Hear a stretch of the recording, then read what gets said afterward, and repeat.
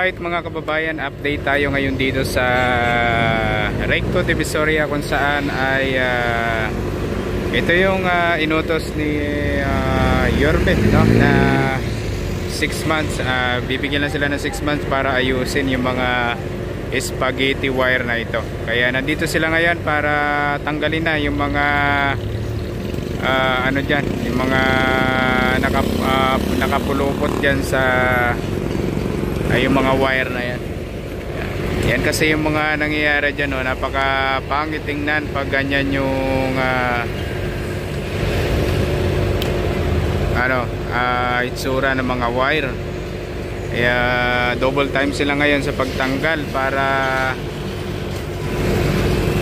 matapos agad, kasi 6 months lang ito na bigay ni Yorme, no? Para matanggal yung mga spaghetti wire dito sa Divisoria. Ayan, dyan. Ganito pala yan magtanggal ng mga spaghetti wire dito.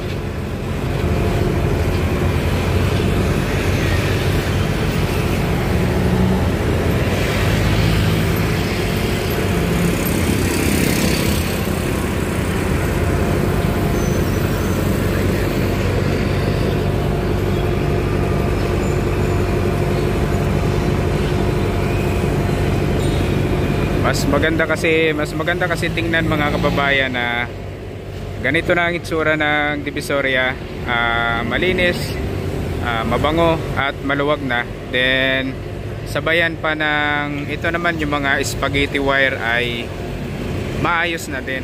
Kaya nabanggit ito sa inaugural address ni Mayor Isko na ayusin itong mga spaghetti wire na nagbuhol-buhol na, no? Nagkakabuhol-buhol na dito sa Divisoria. Kaya abangan nyo yung pagkatapos nila matanggal yan at maayos na tingnan yung mga wire, ay napakaganda na yan tingnan mga kababayan.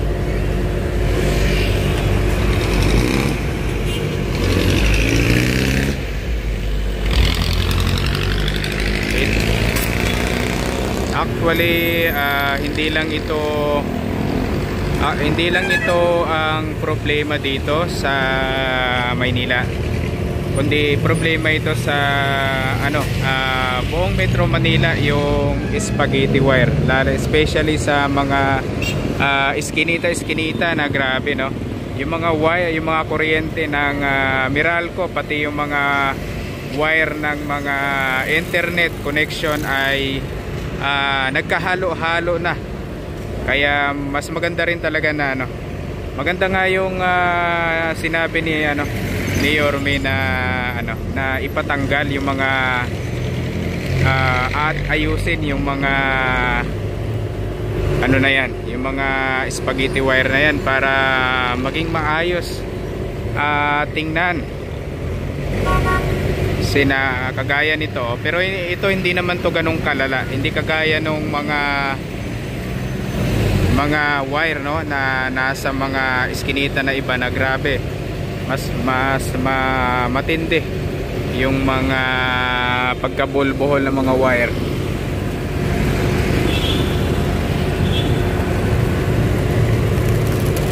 Grabe, no?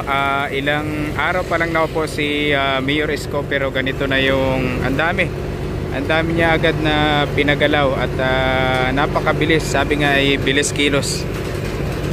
At siyempre una ang Diyos, no? God first mga kababayan. Yan ang tatak Yorme, tatak Isko Moreno. Yan, magaganda na.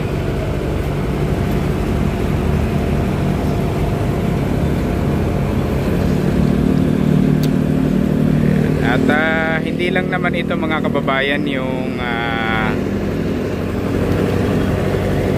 hindi lang dito, no, kundi sa buong yan, sa buong Maynila yan, yung pag-aayos ng mga spaghetti wire. Yan yung nila. Ayun, so maraming marami silang kasamahan, hindi lang isa, no? Kasi marami-rami yung aayusin dito sa marami-raming wire na kailangan ayusin dito sa Divisoria pa lang.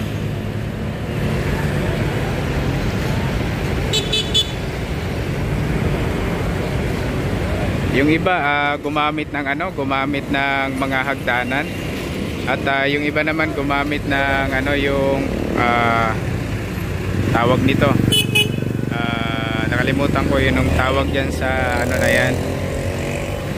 Ito naman yung iba, ang ginagamit nila yung hagdanan lang, mga kababayan.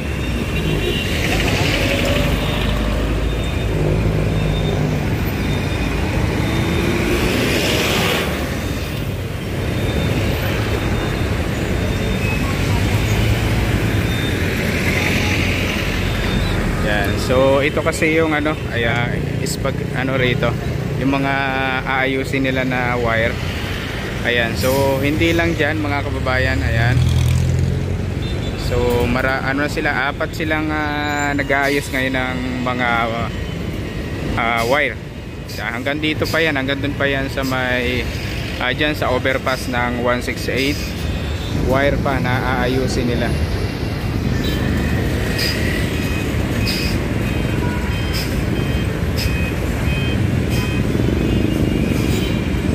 Yan, sobrang dami niyan. Actually, hindi lang naman dito yan.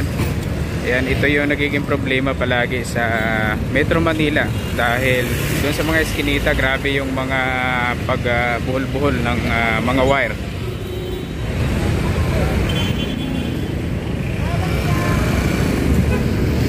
Ayan pa. So, yun yung mga wire na aayusin pa nila. Pero papunta na sila dito, malapit na sila dito, papunta dyan sa dito sa 168. Ayan, marami rin ditong pagkabuhol-buhol pati doon. Ayan.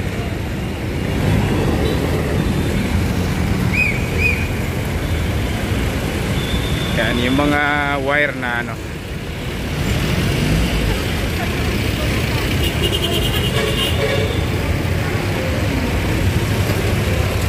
yan, hanggang dyan, hanggang dito sa papunta pala to doon. Ayan, doon sa pinakadulo, sa may unahan pa sa Tutuban, yung kailangan nilang ayusin ng mga wire.